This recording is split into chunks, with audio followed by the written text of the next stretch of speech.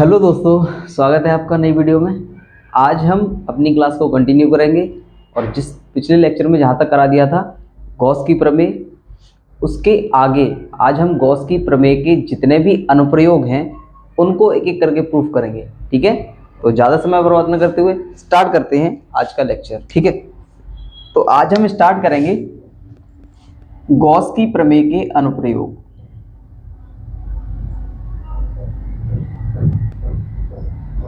Gauss की प्रमेय के अनुप्रयोग, यूजेस ऑफ गॉसेस थ्योरम।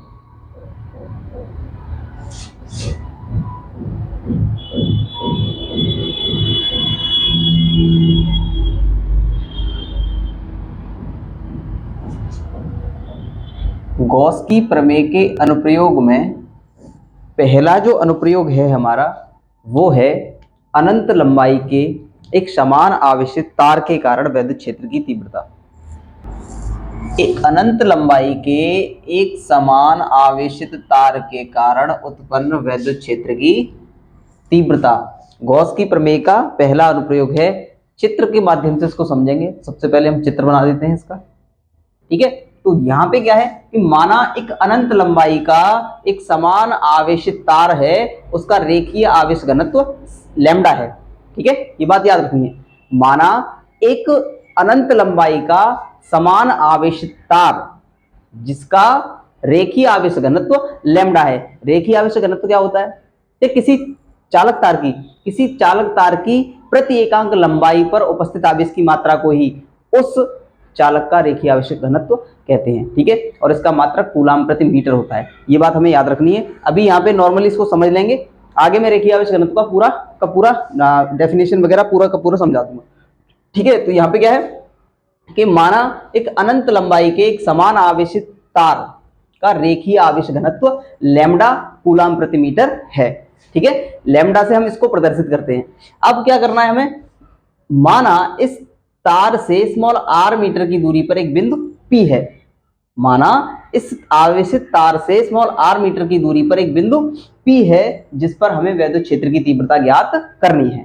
ठीक है, यहां तक बात क्लियर समझ में आ रही है कि माना एक अनंत लंबाई का एक समान आवेशित चालक तार जिसका आवेश घनत्व लैम्डा कूलाम प्रति मीटर है, उस तार से स्मॉल r मीटर की दूरी पर एक बिंदु P है जिस पर हमें वैद्युत क्षेत्र की तीव्रता ज्ञात करनी है।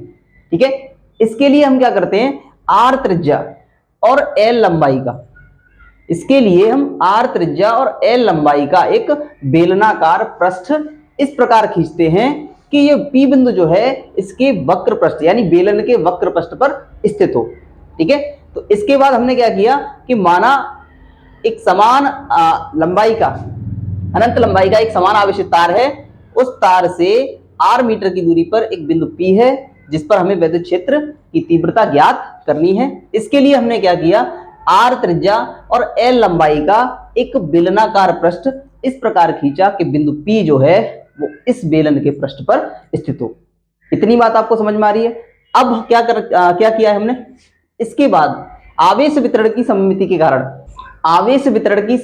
कारण इस बेलनाकार पृष्ठ के प्रत्येक बिंदु पर वैद्युत क्षेत्र की तीव्रता का मान समान तथा बाहर की ओर खींचे गए लंब की दिशा में होगा। ये बात हमें याद रखनी है कि इस आवेश वितरण की सममिति के कारण इस पृष्ठ के प्रत्येक बिंदु पर वैद्युत क्षेत्र की तीव्रता का मान समान और बाहर की ओर खींचे गए लंब की दिशा में होगा। अब इस बेलनाकार भाग के दो पृष्ठ हैं। एक तो समतल पृष्ठ है इस तरीके से, जैसे ये बेलन है तो एक तो ये इसका पृष्ठ है, ये वाला ये समतल पृष्ठ है, और ये कैसा पृष्ठ है? बेलनाकार यानी वक्राकार पृष्ठ है। तो हमें इतनी बात पहले यहाँ पे लिख देते हैं, उसके बाद आगे का डेरिवेशन हम करते हैं। ठीक है, पहले इतनी बात जितनी हमने आपको समझाई है वो चीजें यहाँ पे लिख देते हैं। ठीक है,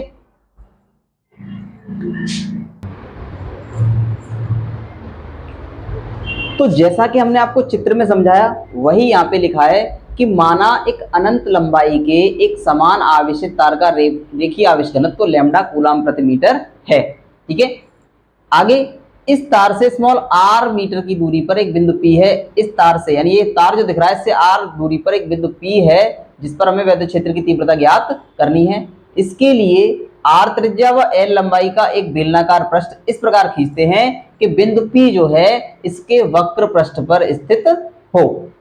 आवेश वितरण की सममिति के कारण, ठीक है, आवेश वितरण की सममिति के कारण इस पृष्ठ के प्रत्येक बिंदु पर विद्युत क्षेत्र की तीव्रता का मान समान तथा बाहर की ओर कहीं भी खींचेंगे तो बाहर की ओर खींचे गई लंब की दिशा में होगा। आगे इस बेलन में दो प्रकार के पृष्ठ हैं, एक समतल पृष्ठ और दूसरा कौन सा है, वक्र पृष्ठ। समतल पृष्ठ हमारा ये है, जैसा कि हमने आपको समझा दिया, ये वाला पृष्ठ जो है वो समतल पृष्ठ है और ये वाला पृष्ठ जो है गोलाकार पृष्ठ जो है वो वक्रतल है। ठीक है, यहां तक की बात समझ में आ गई। अब देखते हैं हम आगे, आगे क्या है कि तो समतल पृष्ठ से गुजरने वाला वैद्युत फ्लक्स। फर्स्ट नंबर स्थिति में समतल पृष्ठ से गुजरने वाला वैद्युत फ्लक्स, समतल पृष्ठ से होकर गुजरने वाला वैद्युत फ्लक्स जो होगा वो क्या हो जाएगा हमारा, phi E is equal to integration E D A. तो फाई ई बराबर क्या आ जाएगा, E D A cos theta. ठीक है, अब चूंकि ये जो समतल है इस पर खींचे गए, बाहर की दिशा में खींचे गए लंब और वैद्युत क्षेत्र की दिशा के बीच जो कोण बन रहा है वो 90 डिग्री का कोण बन रहा है, 90 अंश का कोण बन रहा है।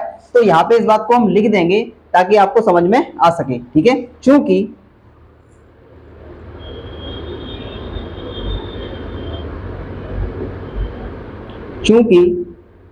समतल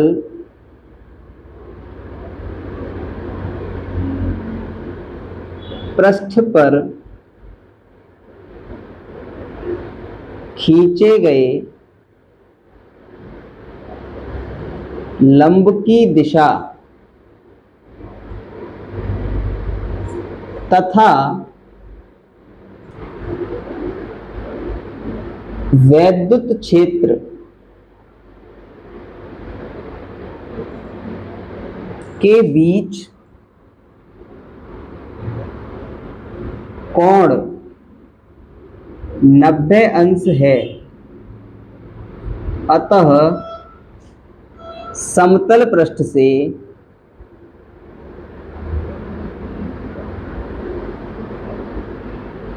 गुजरने वाला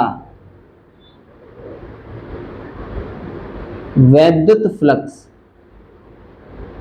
समतल पृष्ठ से होकर गुजरने वाला वैद्युत फ्लक्स क्या हो जाएगा हमारा, फाई ई बराबर integration E D A cos 90, और हम जानते हैं कॉस 90 का मान कितना होता है, 0।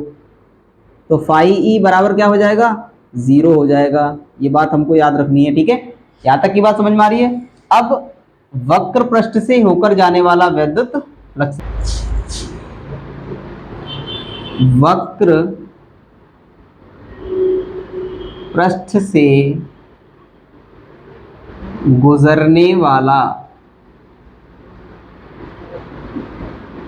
वैद्युत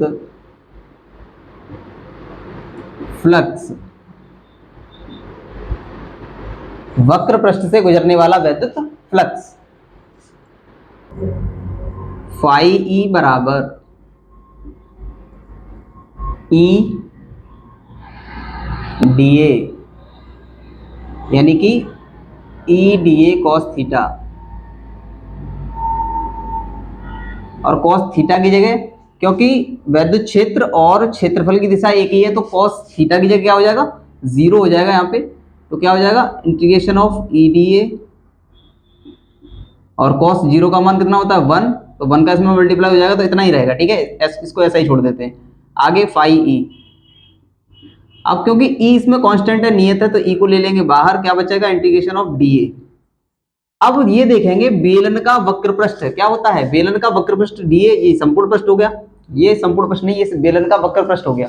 डी ए क्षेत्रफल है और इस बेलन का वक्र पृष्ठ क्या होता है, बेलन का वक्र पृष्ठ होता है हमारा यहाँ पे 2 पाई आर एच होता है, वैसे 2 पाई आर एच होता है, लेकिन यहाँ पे आर त्रिज्या है और एल इसकी ऊंचाई है, इसलिए क्या हो जाएगा 2πr_l। यहां लिख देते हैं हम इस बात को, क्योंकि बेलन का वक्र पृष्ठ 2πr_l होता है। अब यहाँ पे h नहीं है, ऊंचाई l है, इसलिए हम यहाँ पे l ले रहे हैं। ठीक है, वैसे तो 2πr_h होता है, लेकिन यहाँ पे हम क्या ले रहे हैं, l ले रहे हैं। क्यों ले रहे हैं, क्योंकि यहाँ पे ऊंचाई इसकी l है। तो क्या हो जाएगा, φe बराबर e इंटू 2πr_l। तो ये हमारा वक्र पृष्ठ वाला या वक्र पृष्ठ से गुजरने वाला वैद्युत फ्लक्स आ गया। ठीक है, अब आगे संपूर्ण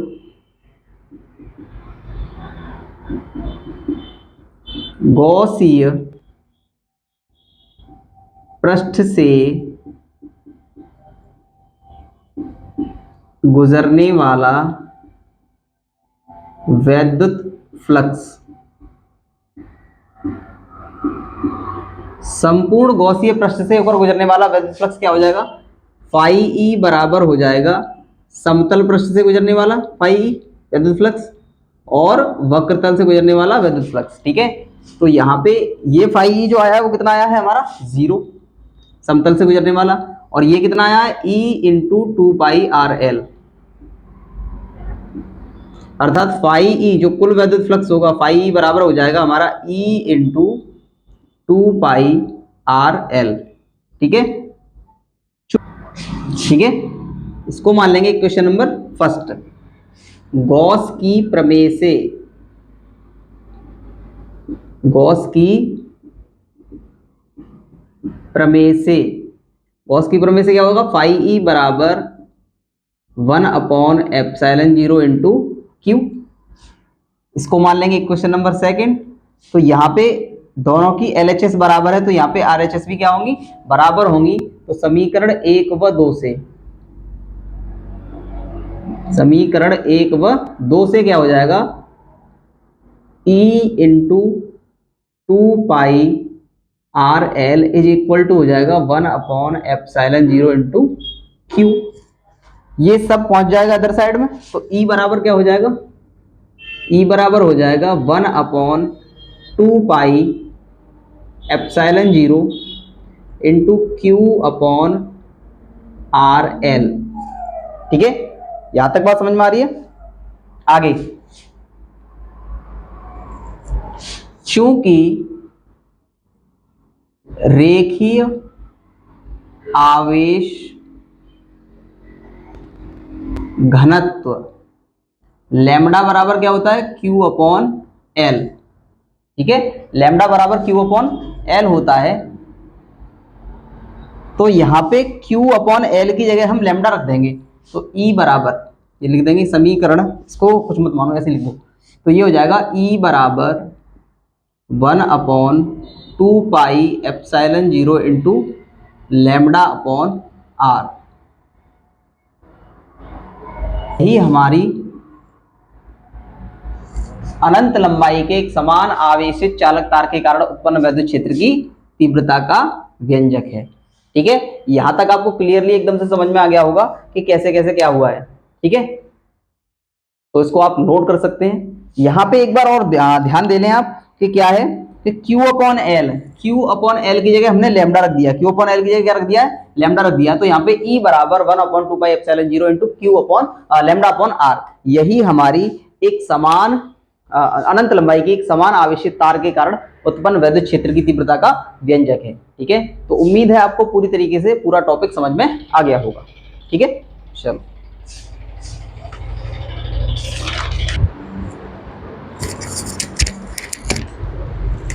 तो अब हम बात करेंगे गॉस की प्रमेय के दूसरे अनुप्रयोग की, और जो है अनंत लंबाई की एक समान धनावेशित चालक प्लेट के कारण उत्पन्न वैद्युत क्षेत्र की तीव्रता। ठीक है, तो इसको भी हम चित्र के माध्यम से समझेंगे। तो सबसे पहले हम इसका चित्र बनाते हैं, ठीक है, उसके बाद समझाते हैं।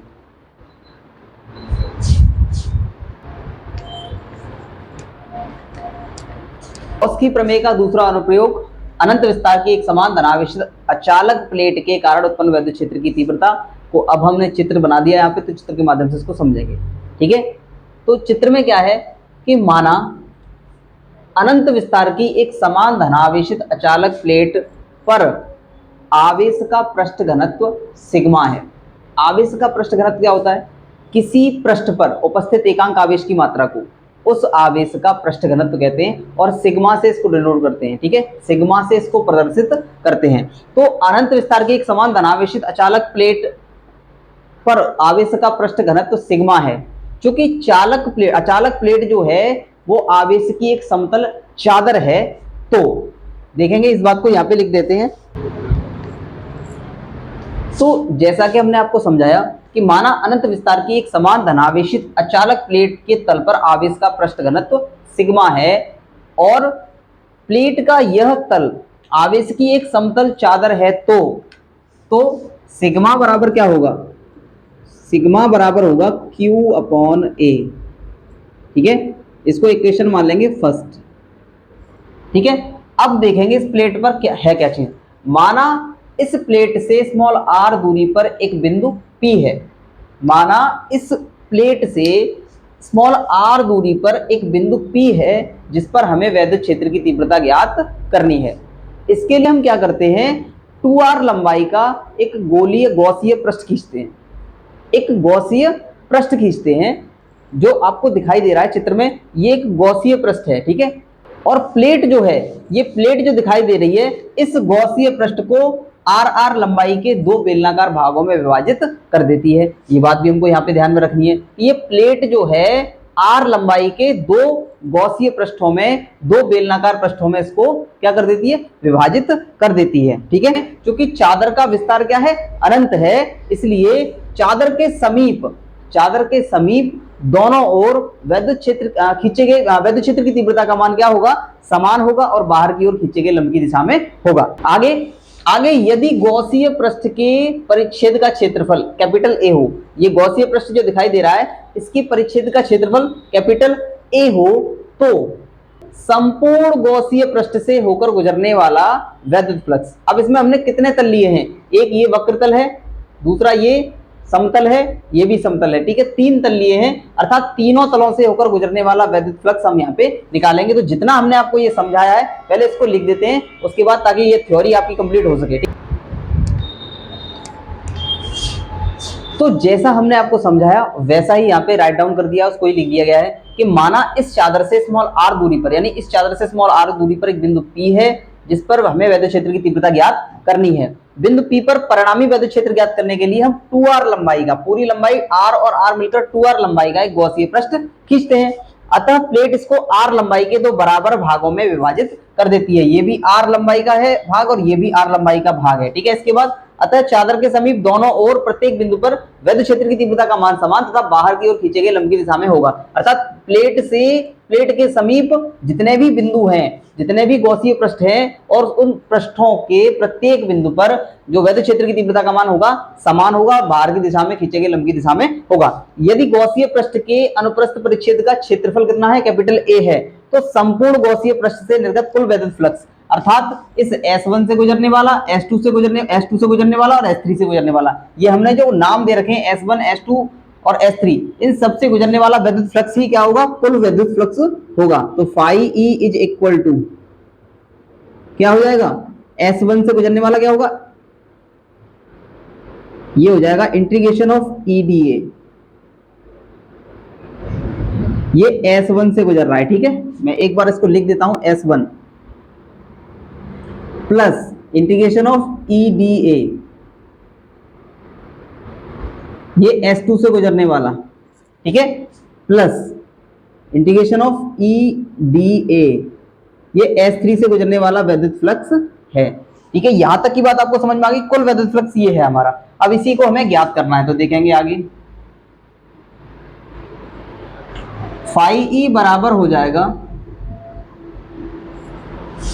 S1 वैद्युत क्षेत्र और जो क्षेत्रफल है उसकी दिशा क्या है, समान है, इसलिए इसको क्या हो जाएगा यहाँ पे integration of EdA cos theta, ठीक है, प्लस इंटीग्रेशन ऑफ ये S2 है, S2 वैद्युत क्षेत्र की दिशा भी वही है और जो वैद्युत क्षेत्र की दिशा भी वही है और क्षेत्रफल की दिशा भी वही है, तो क्या हो जाएगा यहाँ पे EdA कॉस थीटा प्लस ये भी क्या होगा, ई डी ए कॉस थीटा। ठीक है, अब देखेंगे यानी वैद्युत क्षेत्र और क्षेत्रफल की दिशा समान है, तो यहाँ पे उनके बीच में कोई कोण नहीं बनना, तो क्या हो जाएगा E D A cos 0 plus यहाँ भी जो S2 से गुजरने वाला क्षेत्रफल है, S2 से गुजरने वाले की दिशा और वैद्युत क्षेत्र की दिशा दोनों जो है वो समान है, तो उनके बीच में भी कोई कोण नहीं बनना, अर्थात cos 0 प्लस ई डी ए। अब S3 जो है वैद्युत क्षेत्र की दिशा और क्षेत्रफल की दिशा क्या है, एक दूसरे के लंबवत है, अर्थात 90 अंश का कोण बन रहा है, तो यहाँ पे कितना हो जाएगा 90 डिग्री। ठीक है, सबकी वैल्यू रखेंगे तो क्या हो जाएगा, ये हमारा ई डी ए रहेगा, क्योंकि cos 0 का मान 1 होता है। ठीक है, इंटू 1 कर देंगे, कोई दिक्कत नहीं है। यहाँ पे भी ई डी ए ही रहेगा, क्योंकि cos 0 का मान क्या होता है 1 होता है, प्लस यहाँ पे हो जाएगा ई डी ए cos 0 का मान, cos 90 का मान क्या होता है 0। ठीक है, तो यहाँ आ जाएगा हमारा ई, इसमें से कॉमन ले लेंगे तो ये हो जाएगा E integration of d A, plus यहाँ पे भी ई कॉमन आ जाएगा integration of d A, plus ये हो जाएगा 0। ठीक है, चूंकि डी ए जो है, डी ए क्या है, ए परिच्छेद, उस पूरे परिच्छेद का क्षेत्रफल कितना है, ए है, पूरे परिच्छेद का क्षेत्रफल ए है, तो ये हो जाएगा हमारा ई ए, यानी डी ए है, तो ये पूरा कंप्लीट कितना है, ए है परिच्छेद का क्षेत्रफल, प्लस ये यहाँ पे भी क्या हो जाएगा, ई ए हो जाएगा, ई ए और ई ए मिलकर क्या हो जाएगा 2EA। ठीक है, 5E बराबर आ गया हमारा 2EA। इसको मान लेंगे इक्वेशन नंबर फर्स्ट, क्योंकि फर्स्ट नंबर हम मान चुके हैं, सेकंड मान लेंगे इसको। ठीक है, अब गॉस की प्रमेय से, गॉस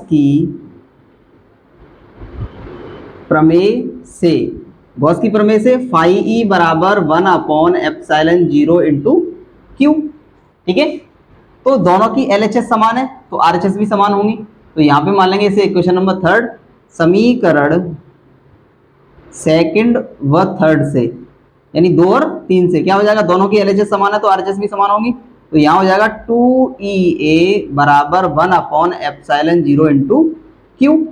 अब ये ए को और 2 को इधर साइड में पहुंचा देंगे तो क्या हो जाएगा, E is equal to 1/2ε0 into q upon A. ठीक है, या फिर 2A कर देंगे, इधर 2A ही पहुंचाइए, हम यहां कर देंगे 2A। अब समीकरण नंबर 1 से सिग्मा बराबर क्या होता है, क्यू अपॉन ए, तो क्यू अपॉन ए की वैल्यू हम यहाँ पे क्या रख देंगे, सिग्मा रख देंगे, तो समीकरण 1 से मान रखने पर, समीकरण 1 से क्यू अपॉन ए सिग्मा के बराबर है, अर्थात यहाँ पे हो जाएगा E is equal to 1/ε0 into sigma upon 2। ठीक है, या हम इसको और सही तरीके से लिख दें तो क्या हो जाएगा, सिग्मा अपॉन 2ε0। यही क्या होगा कि अनंत विस्तार की एक समान धनावेशित अचालक प्लेट के कारण उत्पन्न वैद्युत क्षेत्र की तीव्रता का व्यंजक होगा। ठीक है, तो यहां तक आपको क्लियरली समझ में आ चुका होगा। एक बार और इसको समझा दूं मैं अच्छी तरीके से कि माना अनंत विस्तार की एक समान धनावेशित अचालक प्लेट के तल पर आवेश का पृष्ठ घनत्व सिग्मा है। सिग्मा क्या होता है, आवेश का पृष्ठ घनत्व, एक बार फिर से बता दे रहा हूं कि क्या होता है कि किसी पृष्ठ के एकांक क्षेत्रफल पर उपस्थित आवेश की मात्रा, किसी पृष्ठ के एकांक क्षेत्रफल पर उपस्थित आवेश की मात्रा को आवेश का पृष्ठ घनत्व कहते हैं और इसको सिग्मा से डिनोट करते हैं। ठीक है, ये बात याद रखनी है, अर्थात सिग्मा बराबर क्यू अपॉन ए होता है। ठीक है, तो माना इस चादर से स्मॉल r दूरी पर एक बिंदु है, इस चादर से, ये चादर जो दिख रही है, अचालक चादर धनावेशित अचालक प्लेट जो दिखाई दे रही है, इस चादर से स्मॉल r दूरी पर एक बिंदु P है जिस पर हमें वैद्युत क्षेत्र की तीव्रता ज्ञात करनी है। बिंदु P पर परिणामी वैद्युत क्षेत्र ज्ञात करने के लिए 2r लंबाई का गॉसीय पृष्ठ खींचते हैं। 2r लंबाई का हमने गॉसीय पृष्ठ खींच दिया है, ये पूरा। आगे वैद्युत क्षेत्र ज्ञात करने के लिए, हाँ ठीक है, इसके बाद अतः प्लेट को r लंबाई के 2 बराबर भागों में, अतः प्लेट इसको, यानी प्लेट जो है इस गॉसीय पृष्ठ को 2 r लंबाई के बराबर भागों में विभाजित कर देती है। अतः चादर के समीप दोनों ओर चादर के समीप दोनों ओर सभी बिंदुओं पर वैद्युत क्षेत्र की तीव्रता का मान समान और बाहर की ओर खींचे गए लंब की दिशा में होगा। यदि गॉसीय पृष्ठ के परिच्छेद अनुप्रस्थ परिच्छेद का क्षेत्रफल, अनुप्रस्थ परिच्छेद का क्षेत्रफल अर्थात ये वाला जो एरिया है इसका क्षेत्रफल कितना है, कैपिटल ए हो, तो संपूर्ण गॉसीय पृष्ठ से गुजरने वाला कुल वैद्युत फ्लक्स क्या हो जाएगा हमारा, फाई बराबर S1 से गुजरने वाला, S2 से गुजरने वाला, S3 से गुजरने वाला, S1 से गुजरने वाला, S2 से गुजरने वाला और S3 से गुजरने वाला फुल वैद्युत फ्लक्स हो जाएगा हमारा। तो यहाँ पे हमने लगा दी सबकी वैल्यूज, फाई ई बराबर ईडीए कॉस थीटा, यहाँ भी ईडीए कॉस थीटा, यहाँ भी ईडीए कॉस थीटा। अब यहाँ पे S1 में क्या है, S1 में वैद्युत क्षेत्र की दिशा और क्षेत्रफल की दिशा दोनों समान दिशा में है, इसलिए इनके बीच में कोण क्या है, 0 अंश है। इसी तरीके से इधर साइड में यहाँ पे भी वैद्युत क्षेत्र और वैद्युत क्षेत्रफल की दिशा जो है वो समान है, तो क्या हो जाएगा, यहाँ पे भी कोई कोण नहीं बनना, तो cos 0 लग गया, ठीक है। इसी तरीके से यहाँ पे S3 में क्या है कि जो क्षेत्रफल है और वैद्युत क्षेत्र की जो दिशा है वो दोनों एक दूसरे के लंबवत हैं, तो यहाँ पे cos 90 डिग्री हो जाएगा, ठीक है। यहाँ पे cos 90 डिग्री हो जाएगा और cos 90 का मान हम जानते हैं 0 होता है, और बाद बाकी में cos 0 का मान 1, cos 0 का मान 1 लग जाएगा। और इस तरीके से हमने जब इसको सॉल्व किया तो फाई बराबर हो जाएगा 2EA।